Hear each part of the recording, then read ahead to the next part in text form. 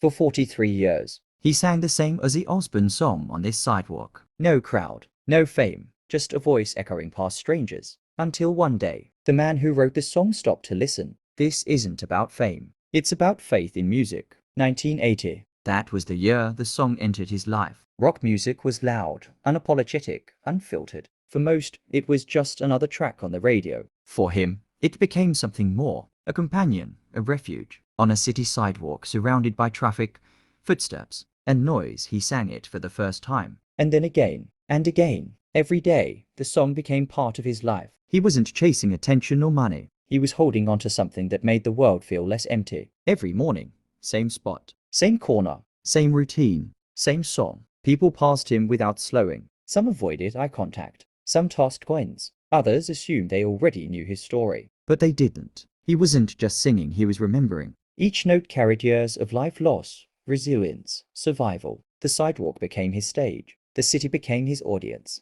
And the song. It never left him. Time moved forward. Buildings rose. Old streets disappeared. Faces changed. Decades passed. 43 years. Longer than most dreams survive. But he stayed faithful to the song. For him, it wasn't repetition, it was connection. Music doesn't judge. Music doesn't look away. Music listens back even when the world doesn't. Most people didn't know he was visually impaired. They didn't know how much effort it took just to stand there. Singing gave him structure, a reason to wake up, a reason to keep going. That song was familiar ground in a world that constantly shifted beneath his feet. It reminded him who he was. Not invisible, not forgotten, human. Then came a day that started like any other. No announcement. No warning. The city was loud. People rushed by. He began singing the same song he had sung thousands of times before. But this time, Someone slowed their steps. Someone stopped. someone listened differently. The man who stopped knew that melody. He knew those words. He had lived with it for decades from the other side of the microphone.